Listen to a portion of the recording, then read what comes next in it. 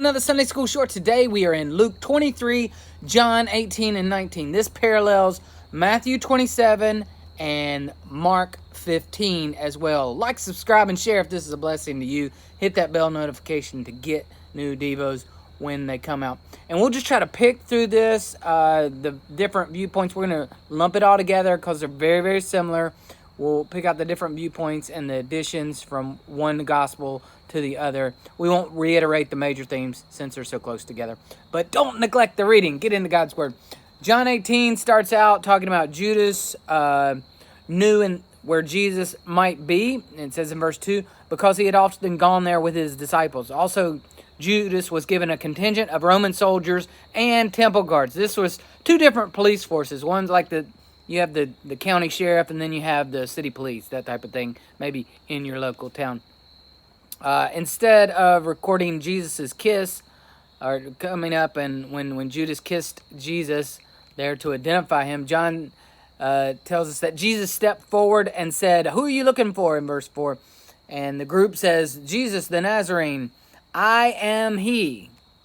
And this is the last part of 5. And this was a declaration of his divinity. It's the similar wording that was used in Exodus 3:14 when Moses says, "Who shall I say is sending me?" And when they ask, and the Lord responds, "I am who I am," in the burning bush there. When he said this, the people drew back. So they knew he was identifying himself as divinity, as God himself. In John 18, identifies Peter as the disciple who slashed off the ear of the high priest's slave, and he also names the high priest's slave as Malchus. John speaks of Ananias, who was the former high priest. They took him to Ananias' house. He was also the father-in-law of Caiaphas, who is the current high priest. There's just a little more details here in John, but the same result that we talked about in Devo's past. Speaks of Peter's denial 3 times, and on the third denial, it was to a relative of the guy whose ear he had slashed off. And he said, "Didn't I see you there in the olive groves with Jesus?" And Peter denied him, and immediately the rooster crows. Then they go to Pilate. Okay, after they go to the high priest's house, then they go to Pilate, because Jewish law wouldn't let them crucify Jesus. They had to go to the Romans. Pilate talks with Jesus and says, "I have found nothing wrong with this man," Luke 23, verse 4. But the Jewish leaders say, "But he's been causing riots from Galilee to Jerusalem." And Pilate says, "Oh, he's a Galilean. We'll send him to Herod Antipas." Herod happened to be in Jerusalem at that time because it was the Feast of Unleavened Bread. He was like a Jew by name only. Pilate says to judge him by your own laws. They say, condemn him, crucify him, this type of stuff. Well, you judge him by your own laws. But only the Romans were allowed to execute someone. That's in John 18, verse 31. Pilate asked Jesus again privately, "Are you the king of the Jews?" And Jesus says, "Is this your question, or did some other one tell you about me?" And he says, "Am I a Jew?" Pilate says. And he says, "What have you done?" Pilate's asking him. "My kingdom," Jesus says, "my kingdom is not an earthly kingdom. If it were, my followers would fight for me to keep me from being handed over to the Jewish leaders." "So you are a king," Pilate says. "You say I am a king. Actually, I was born and came into the world to justify the truth." And Pilate mocks that and says, "What is truth?" Meanwhile, in Luke 23, verses 8 through 12, Herod was delighted for the opportunity to see Jesus, hoping to see him to perform some miracle. Again, so many people in the world in times past have always looked at Jesus as a genie in the bottle. Well, if I ask this, it'll be done. Oh, it didn't happen, so he's really not God. That time, Herod just wanted a sideshow to happen. He kept asking Jesus questions, but Jesus refused to answer. The Jewish leaders stood there accusing him. Herod and the guards began mocking him. They put him in a royal robe and sent him back to Pilate.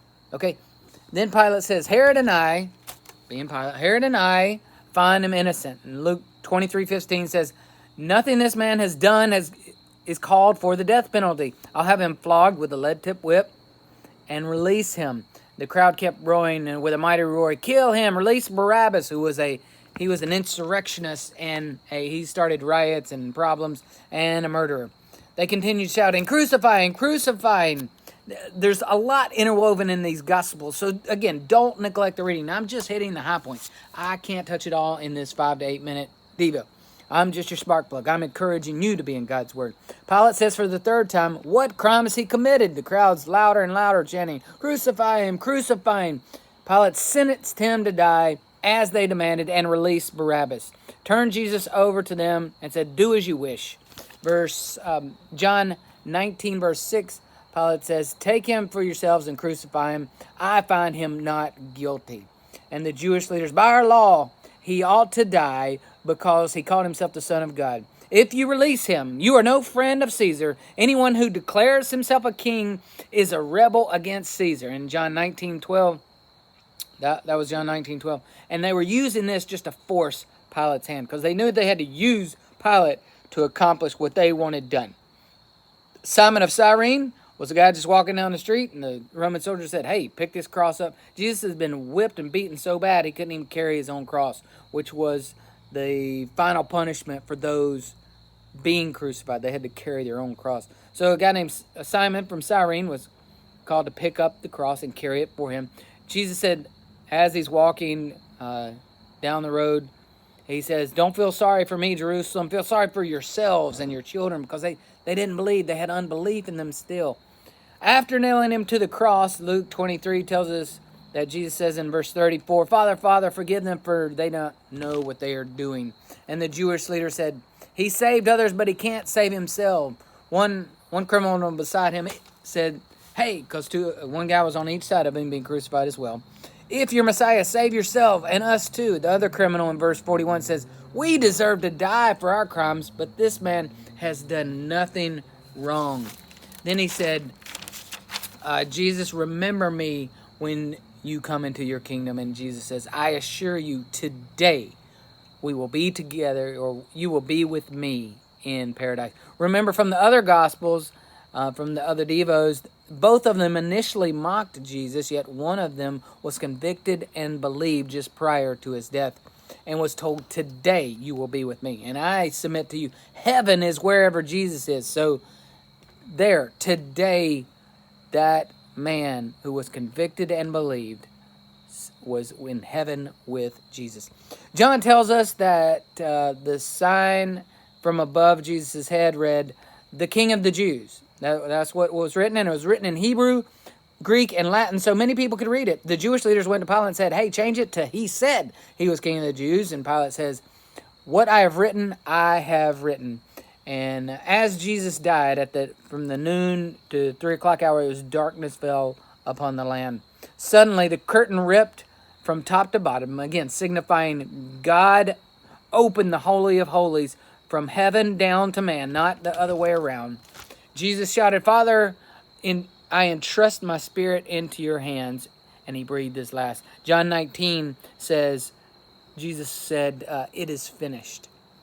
When the Roman officer overseeing the execution saw what had happened, he worshiped God and said, "Surely this man was innocent." So, and it goes on, it ends speaking of Joseph of Arimathea. He was on the high council. He was also a secret disciple of Jesus, as we've discussed in Devo's past. Also Nicodemus, who went to Jesus in the night, again on the high council, and also a secret disciple. They went and took Jesus' body down. Like, subscribe, and share. God bless you. Get into God's Word today. Get ahead of me. We're working towards the end of the New Testament and going into Acts. Like, subscribe, and share. God bless you.